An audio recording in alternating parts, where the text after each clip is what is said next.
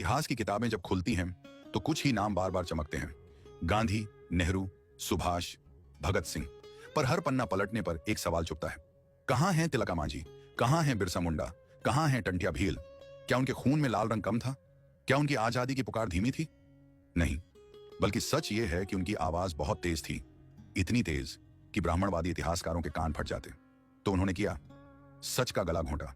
उन्होंने लिखा वही इतिहास जिसमें सिर्फ ऊंच जातियों के नेता कुर्ता पजामा पहने सत्याग्रह करते दिखे। और उन बहुजन नायकों को क्या कहा?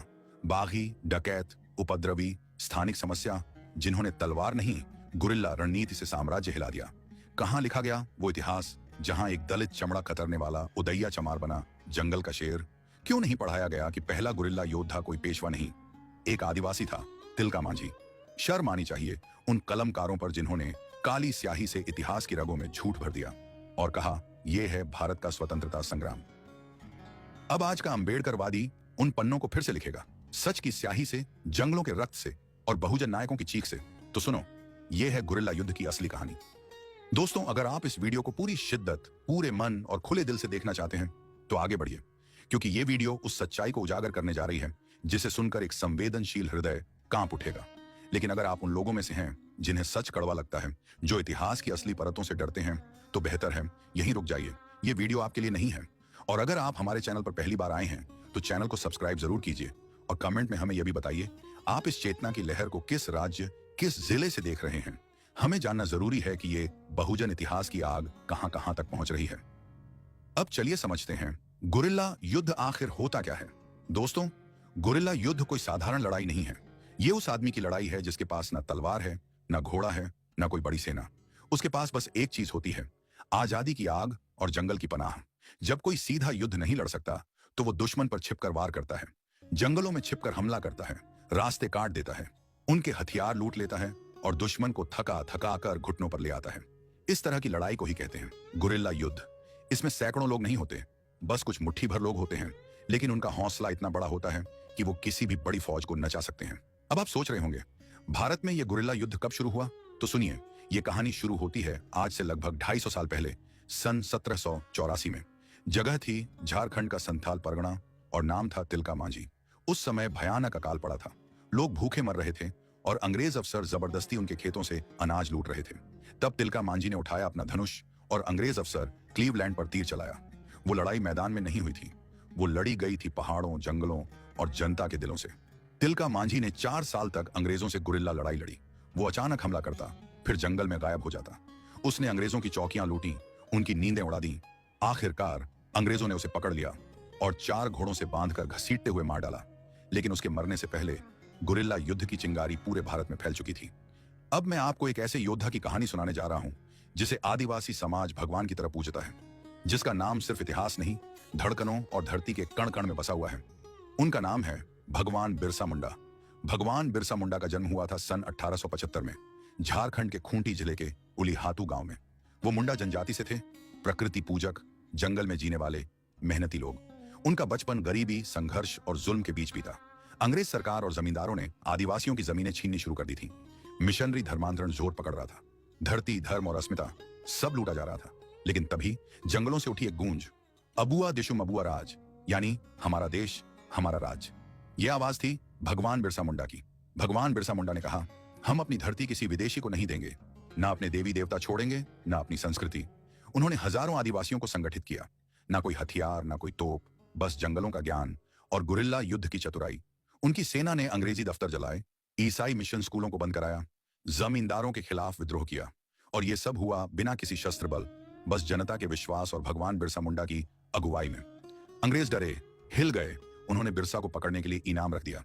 आखिरकार सन 1900 में उन्हें धोखे से पकड़ लिया गया, जेल में उन्हें झड़ दे दिया गया। सिर्फ 25 साल की उम्र में भगवान बिरसा मुंडा इस दुनिया से चले गए। लेकिन आज भी झारखंड, बिहार, बंगाल, छत्तीसगढ़ और उड़ीसा में हर घर, हर दिल, हर जंगल में उनका नाम लिया जाता है। लोग कहते हैं धरती आबा अमर रहे, भगवान बिरसा मुंडा की जय। अब सुनिए एक ऐसी कहानी जो अगर आपको आज तक नहीं सुनाई गई तो समझिए कि आपसे इतिहास छुपाया गया। साल था 1855, जगह थी भागलपुर, साहिबगंज, दुमका और बंगाल के संथाल गांव। यहाँ की जमीनें, जंगल और लोग संथाल आदिवासी समाज के थे। ये लोग खेतों में मेहनत करते थे, वन उपज पर जीते थे और प्रकृति के साथ तालमेल में जीवन बिताते थे। लेकिन फिर अंग्रेज आ गए और उनके साथ आए जमींदार, साहूकार, दलाल और अफसर। जमीनें छीनी जाने लगीं, ब्याज पर कर्ज दिया गया, फिर कर्ज न चुका पाने पर मजदूर बना दिया गया, लोग गुलाम बना दिए गए अपने ही गांव में। तब दो भाइयों ने फैसला किया, अब बहुत हुआ। उनके नाम थे सिद्धू मुर्मू और कान्हू मुर्मू। इन्होंने कहा, अब हुकूमत हमारी चलेगी, हम किसी जमींदार के गुलाम नहीं हैं। उन्होंने गुरिल्ला अंदाज में संथाल हुल यानी संथाल विद्रोह की शुरुआत की। यह कोई मामूली बगावत नहीं थी। सिद्धू और कान्हू ने 60,000 से ज्यादा आदिवासियों को इकट्ठा किया। उनकी टोलियां जंगलों से निकलती, अंग्रेजों की चौकियां तोड़ती, जमींदारों की हवेलियां जलाती और फिर गायब हो जाती।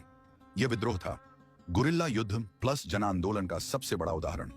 इतिहासकार भी मानते हैं कि सिद्धू कान्हू के नेतृत्व में ब्रिटिश ईस्ट इंडिया कंपनी को उसके सबसे बुरे दिनों का सामना करना पड़ा।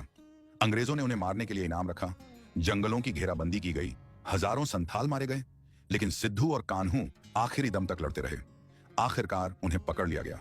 सिद्धू और कान्हू को फांसी दे दी गई, लेकिन वो मरकर भी संथाल समाज की रग रग में बस गए। आज भी हर साल 30 जून को झारखंड और बंगाल में मनाया जाता है हुल दिवस, जो संथाल हुल की याद में होता है। लोग आज भी जयकारा लगाते हैं, सिद्धू कान्हू अमर रहें, हुल जोहार। दोस्तों, अब मैं जिन दो योद्धाओं की बात कर रहा हूं वो झारखंड के पलामू जिले से थे। उनका नाम था नीलांबर और पीतांबर। ये दोनों भाई चित्रपुर गांव के रहने वाले थे और चेरो जनजाति से थे। एक गौरवशाली आदिवासी समाज जिसकी अपनी जमीन, अपनी भाषा और अपनी आजादी की सोच थी। साल था 1857, जब उत्तर भारत से लेकर महाराष्ट्र तक अंग्रेजों के खिलाफ क्रांति की लहर दौड़ रही थी। मंगल पांडे ने बैरकपुर में बगावत की, झांसी की रानी ने लड़ाई छेड़ी और उसी समय झारखंड के जंगलों से नीलांबर और पीतांबर ने गुरिल्ला अंदाज में अंग्रेजी राज को चुनौती दी। उन्होंने पलामू के जंगलों को अपना किला बनाया। उनकी टोलियां रात में निकलती, अंग्रेजी काफिलों पर हमला करती, जमींदारों से छीनकर किसानों में अनाज बांटती और फिर छिप जाती। जंगल की हर छाया उन्हें जानती थी। उनका युद्ध कोई परंपरागत लड़ाई नहीं थी, यह था गुरिल्ला युद्ध, जिसमें अंग्रेज हर बार चौंक जाते थे। नीलांबर और पीतांबर ने अंग्रेजों की नाक में दम कर दिया। आखिरकार अंग्रेजों ने उन्हें पकड़ने के लिए पूरा पलामू छावनी में बदल दिया। एक दिन विश्वासघात हुआ, दोनों भाई गिरफ्तार कर लिए गए और बिना कोई सुनवाई किए उन्हें फांसी पर चढ़ा दिया गया। लेकिन मौत उनके नाम को मिटा नहीं सकी। आज भी पलामू की धरती उन्हें जंगल का शेर कहकर पुकारती है और हर साल 16 जनवरी को लोग उन्हें याद करते हैं। नीलांबर पीतांबर अमर रहें। अब मैं आपको जिस योद्धा की कहानी सुनाने जा रहा हूं वो सिर्फ मध्य प्रदेश के जंगलों का नहीं, बल्कि हर शोषित के दिल का बादशाह था। उसका नाम था टंट्या भील। उसे लोग कहते थे टंट्या मामा, क्योंकि वो लूटता था अमीरों से और बांटता था गरीबों में। टंट्या भील का जन्म हुआ था सन 1854 में मध्य प्रदेश के खंडवा जिले के पास पंधाना नाम के गांव में। वो भील जनजाति से था, एक बहादुर और स्वतंत्र जनजाति जिसे अंग्रेजी शासन बिल्कुल पसंद नहीं करता था। क्यों? क्योंकि भील लोग झुकना नहीं जानते थे। टंट्या ने अपनी आंखों से देखा था कैसे अंग्रेज अफसर और जमींदार भीलों की जमीन छीनते हैं, कर्ज में फंसाकर उन्हें बंधुआ मजदूर बना देते हैं।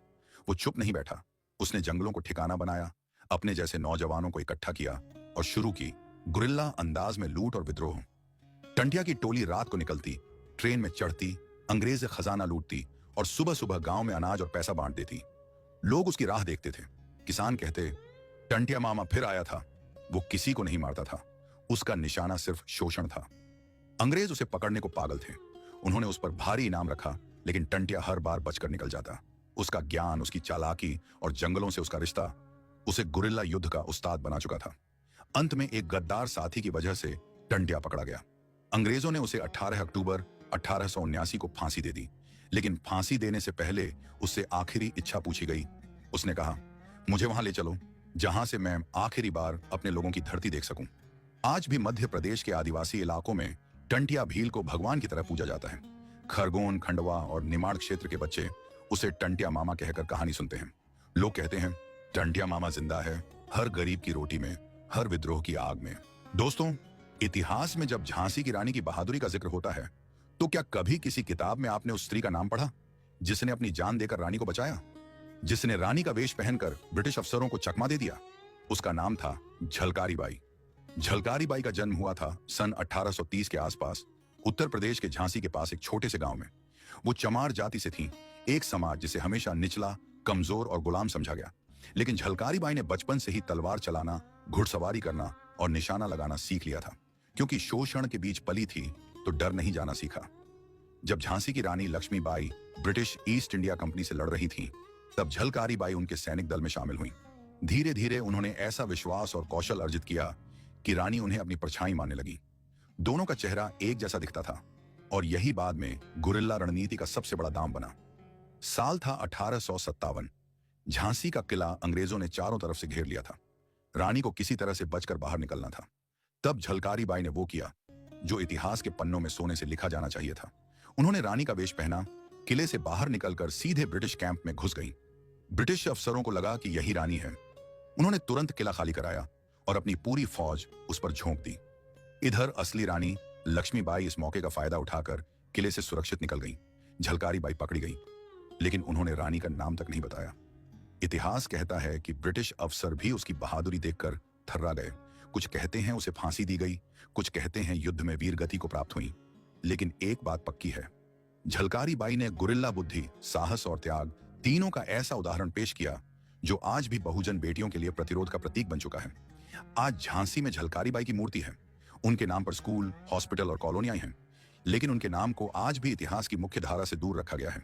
क्यों? क्योंकि वो एक दलित महिला थी और इतिहासकारों को ऐसे नामों से तकलीफ होती है। लेकिन हम कहेंगे, बार बार कहेंगे, झलकारी बाई अमर रहे। दलित समाज की शान जिंदा रहे। हर बहुजन बेटी के भीतर झलकारी जिंदा रहे। दोस्तों, अब आप सुनने जा रहे हैं एक ऐसे बहुजन योद्धा की कहानी जिसका नाम ना किसी पाठ्य पुस्तक में है, ना किसी सरकारी मंच पर लिखा गया है, लेकिन जिनका साहस, गुरिल्ला रणनीति और प्रतिशोध की ज्वाला इतनी प्रचंड थी कि अंग्रेज अफसर भी कांप उठे थे। उदया चमार, एक ऐसा नाम जो झारखंड उड़ीसा की सीमा पर लोग आज भी श्रद्धा से लेते हैं। वो एक चर्मकार परिवार से थे। चमड़ा पकाने वाले, सबसे नीची मानी जाने वाली जाति। वो ना पढ़े लिखे थे, ना उनके पास कोई सेना थी, लेकिन उनके पास था आत्मसम्मान, अपनों के लिए आक्रोश और जंगलों का सहारा। कहानी तब की है जब एक जमींदार ने उदैया की बहन पर जुल्म किया।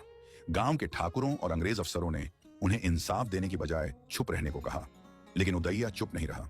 उसने जंगलों की शरण ली। वहीं से उसने अपनी छोटी सी टोली बनाई। गांव के दलित, आदिवासी, किसान सब उसकी टोली में जुड़ते गए। उदैया ने गुरिल्ला अंदाज में लड़ाई छेड़ी, जमींदारों के गोदाम लूटे, अंग्रेजी चौकियां फूंकी, अफसरों के काफिलों पर अचानक हमला किया और फिर जंगल में गायब हो गया। उसका नाम सुनकर जमींदार दिन में दरवाजे बंद रखने लगे।